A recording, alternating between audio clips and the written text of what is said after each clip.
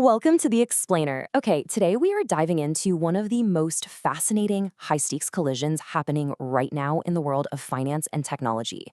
We're going to explore this massive clash between dense, decades-old U.S. securities law and the lightning-fast crypto ecosystem. And to really make sense of it all, we aren't just looking at dry theory here. We're using Telegram's The Open Network, or TON, as our masterclass case study. Let's jump right in. $238 million. Yeah. Let that sink in for a second. That is the staggering amount the crypto industry spent in the recent election cycle to support industry-friendly political candidates. You really can't understand the current regulatory landscape without understanding these immense political and financial stakes. Silicon Valley and Wall Street are literally pouring unprecedented wealth into Washington to shape the future of digital assets. So here's our roadmap for today. First, the regulatory crypto whiplash. Second, understanding the Howey test. Third, our case study on Telegram's TON. Fourth, how the network actually works. And finally, regulation versus reality. Let's get to it. Section 1, the regulatory crypto whiplash. Right now, in 2025 and 2026, we are watching some truly unprecedented shifts happening at the highest levels of U.S. financial regulation. Look, the SEC's recent past was defined by strict enforcement, right? Suing massive exchanges like Binance and Coinbase for allegedly operating as unregistered securities exchanges. But following that $238 million in political spending, the 2025 SEC has sharply pivoted. They're now dismissing major cases, and they're launching a brand new crypto task force. Now, whether you view this as a necessary correction to spark innovation or a total abandonment of investor protection, the fact is the regulatory ground is shifting right beneath our feet. Section 2, understanding the Howey test.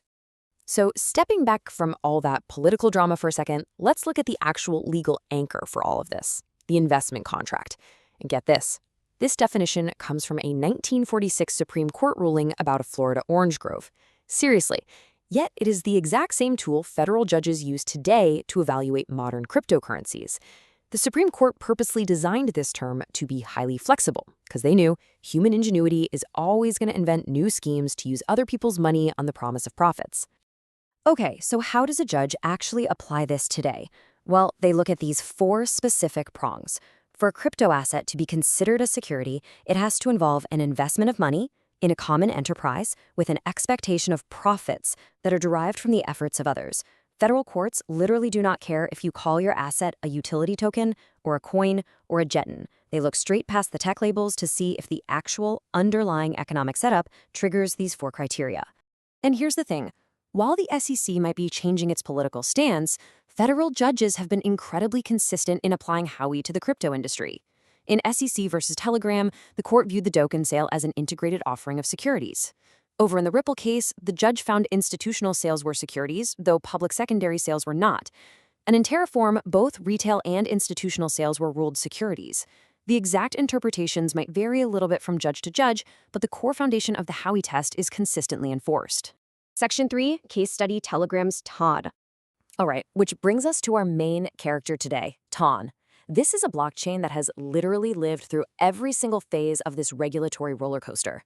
Back in 2018, Telegram created the network and raised a massive $1.7 billion in an initial coin offering. But by 2019, the SEC slapped them with a lawsuit and stopped it cold.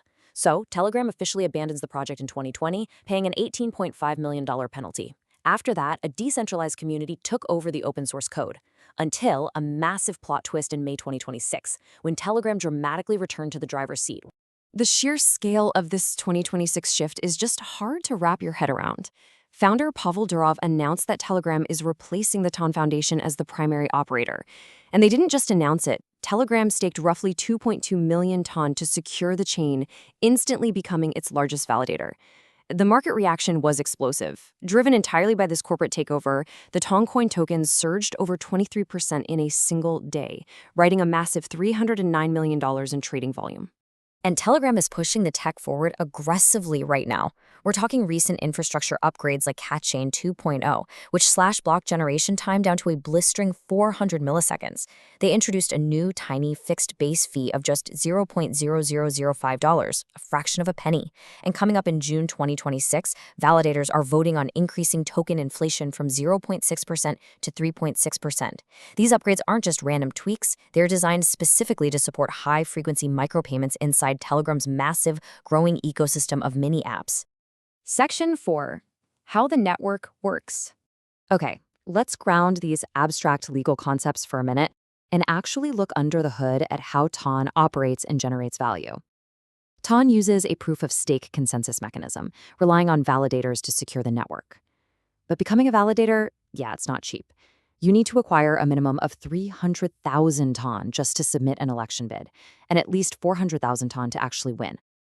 If you pull that off and do the heavy lifting of verifying user transactions for a whole cycle, you're rewarded nicely, averaging around 120 Toncoin per day. But wait, what if you don't happen to have 300,000 TON just lying around? Well, this is where the economic reality gets really fascinating. You use a nominator pool. Everyday users can pool smaller amounts of Toncoin together to fund a validator's stake. When that validator earns rewards, the profit is split. 60% goes to the nominator, who provided the capital, and 40% goes to the validator running the hardware. Now, keep that Howey test in the back of your mind right here. We have everyday users investing money in a common enterprise, expecting profits derived from the efforts of others. And all of this infrastructure is powering a crypto economy deeply embedded directly inside the Telegram app you might already have on your phone. Users can access a built-in wallet, use Jettons, which are just TON's version of fungible tokens, trade on a peer-to-peer market, or spend Toncoin to buy anonymous usernames. Telegram is aggressively transforming a standard messaging app with nearly 1 billion active users and turning the whole shebang into a massive integrated financial ecosystem. Section 5. Regulation versus reality. All right, time to bring this narrative full circle. Let's smash that 1946 legal theory right into the 2026 technological reality of TON. As this U.S. Supreme Court directive commands, form should be disregarded for substance. The emphasis has to be on the economic reality of the arrangement. Judges analyzing these crypto cases refuse to be distracted by technical jargon. They don't care if you call it a Jetton or a nominator pool. They look at the substance and ask one question: are promoters promising profits to investors based on the promoter's ongoing efforts? So this creates a massive, totally unresolved tension. Because on paper, TON presents as this decentralized network, right? Open source code, distributed validators, community governance. But in practice, the economic reality is increasingly centralized. Telegram controls the app hosting 1 billion users. Telegram directs the product upgrades. And Telegram itself is the primary operator and largest single validator on the network. The fortunes of Toncoin investors are now undeniably linked to the efforts of Pavel Durov and his company. Which leaves us with this massive, looming question. As cryptocurrency stops being just some niche internet experiment and fully integrates into messaging apps used by billions of people around the globe, who gets the final say? With the SEC shifting its stance due to political pressure, but federal judges continuing to strictly apply the 80-year-old Howey test to the economic realities of these networks, will it be the courts or the politicians who ultimately define the rules of the game? It is a high-stakes collision between Silicon Valley and Washington, and the outcome is absolutely going to shape the future of the internet. Thank you so much for joining me for this explainer. Keep learning, and I'll see you next time.